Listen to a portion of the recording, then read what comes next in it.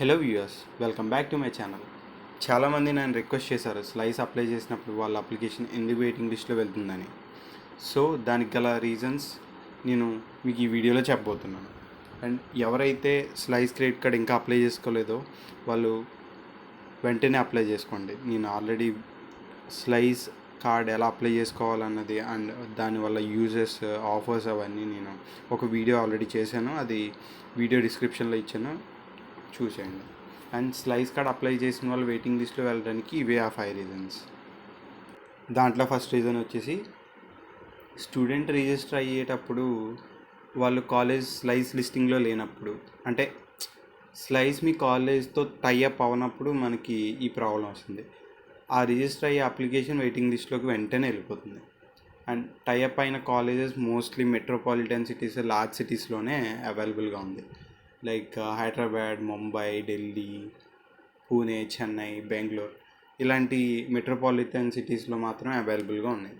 So ఎవరైతే student apply చేద్దాం అనుకుంటున్నారో వాళ్ళు ఇలాంటి కాలేజెస్లో ఉన్న వాళ్ళే అప్లై చేయడానికి ట్రై చేయండి.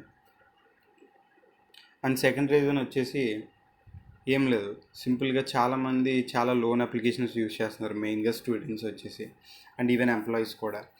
ఎవరైతే ఈ లోన్ అప్లికేషన్స్ యూజ్ చేస్తారో వాళ్ళకి కూడా ఛాన్సెస్ చాలా తక్కువ ఉంటాయి అప్లికేషన్ అనేది సక్సెస్ అవ్వడానికి, అప్రూవ్ అవ్వడానికి. అది కూడా వాళ్ళు సరిగా రీపేమెంట్స్ చేయకపోయినా, డిలే చేసిన పేమెంట్స్ స్లైస్ అప్లికేషన్ అప్రూవల్కి మాత్రం ఇంపాక్ట్ బాగా చూపిస్తుంది. సో ఇందులో చాలానే యాప్స్ ఉన్నాయి, క్రెడిట్ బీ అని, లేజీ పే అని. నేను లేజీ పే గురించి కూడా ఆల్రెడీ ఒక వీడియో చేశాను, అది కూడా బెస్ట్ యాపే. సో ఆ వీడియో లింక్ కూడా డిస్క్రిప్షన్లో ఇస్తాను, అది చెక్ చేయండి.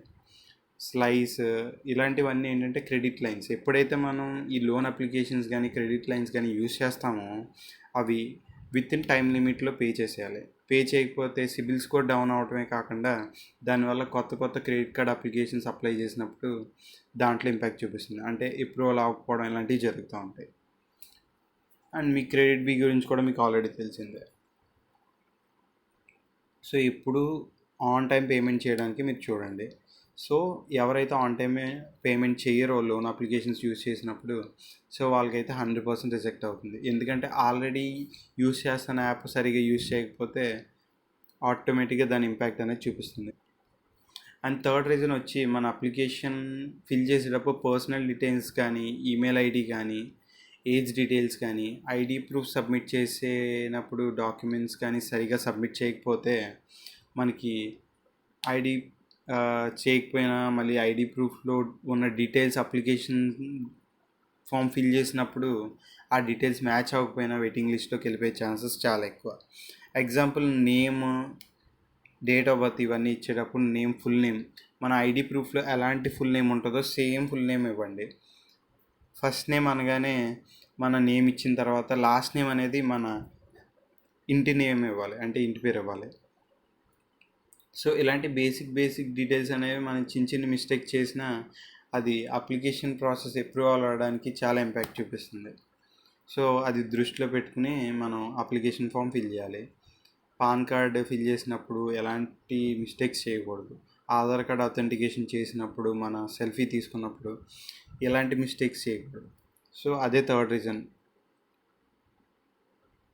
అండ్ ఇంకొచ్చేసి ఫోర్త్ రీజన్, స్టూడెంట్స్ ఎవరైతే గ్రాడ్యుయేషన్ పర్సూ చేస్తున్నారో, ఎవరైతే 6 months to 1 year గ్రాడ్యుయేషన్ అయిపోతూ ఆ ఎండింగ్ స్టేజ్లో ఉన్నారో వాళ్ళ అప్లికేషన్ కూడా వెయిటింగ్ లిస్ట్లోకి వెళ్ళే ఛాన్సెస్ చాలా ఎక్కువ.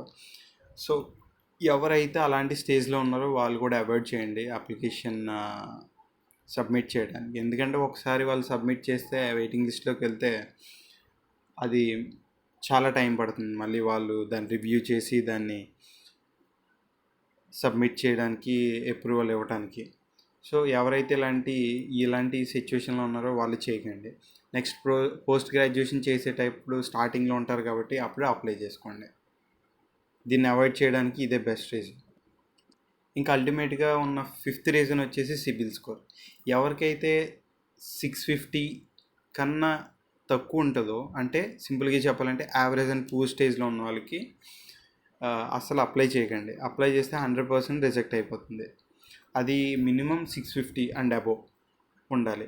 సో అలా ఎవరికైతే 650 అండ్ అబోవ్ ఉంటుందో వాళ్ళకి 100% వెయిటింగ్ లిస్ట్లోకి వెళ్ళే ఛాన్సెస్ మాత్రం తక్కువ.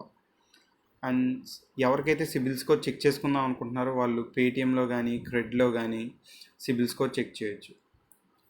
So and even application form fill చేసిన తర్వాత కూడా మీకు అక్కడ సిబిల్ స్కోర్ ఫెచ్ చేసి డైరెక్ట్గా చూపిస్తుంది. సో ఒకవేళ మీ సిబిల్ స్కోర్ డౌన్ అయి ఉంటే కనుక మీరు వెంటనే చేయాల్సిన పని ఏంటంటే అక్కడితో అప్లికేషన్ ఫామ్ ఆఫ్ చేసేసి వెంటనే మీరు సిబిల్ స్కోర్ అనేది పెంచుకోవడానికి ట్రై చేయండి. అది కూడా ఎలా అని అంటే నేను చెప్పినట్టుగా లేజీ పే కానీ క్రెడిట్ బీ కానీ ఇలాంటి అప్లికేషన్స్ యూస్ చేసి, క్రెడిట్ బీ వద్దు ఎందుకంటే ఇంట్రెస్ట్ ఎక్కువ పడుతుంది. సో లేజీ పే కానీ సింపుల్ కానీ ఇలాంటి పేలేటర్ అప్లికేషన్స్ ఏదైనా సరే యూస్ చేసి వితిన్ 1 to 2 monthsలో మనం సిబిల్ స్కోర్ అనేది ఇంక్రీజ్ చేసుకోవచ్చు. సో అలా ఇంక్రీజ్ చేసుకున్న తర్వాత అప్లికేషన్ అనేది కంటిన్యూ చేయండి. సో ఇలా చేస్తే మీకు 100% అప్రూవల్ అవుతుంది.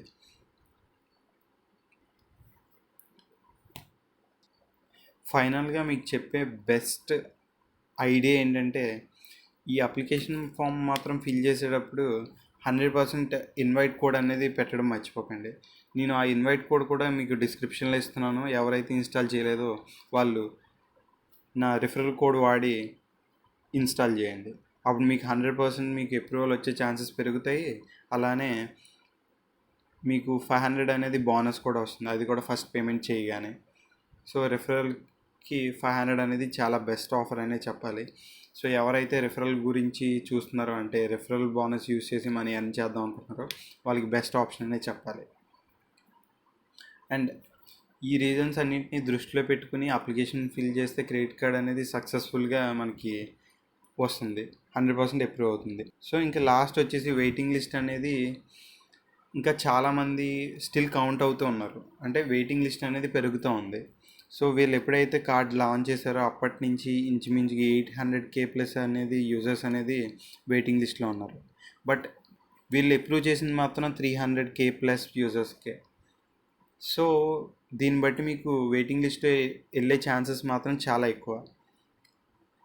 సో ఈ 5 రీజన్స్ నుంచి మీరు అర్థం చేసుకుని దాన్ని బట్టి అప్లికేషన్ ఫామ్ ఫిల్ చేసి కొంచెం టైం అయినా పర్లేదు 1 to 2 monthsలో మీకు అప్రూవల్ అనేది వచ్చేస్తుంది. ఇవన్నీ దృష్టిలో పెట్టుకుని మాత్రం మీరు అప్లై చేయండి. అండ్ ఫైనల్గా ఏంటంటే సిబిల్ స్కోర్ మాత్రం మీకు ఎప్పుడు డౌన్ అవ్వకుండా మాత్రం చూసుకోండి. And that's it for this video guys. ఇలాంటి మరిన్ని అప్డేట్స్ కోసం stay tune for my channel Tricksndmoney.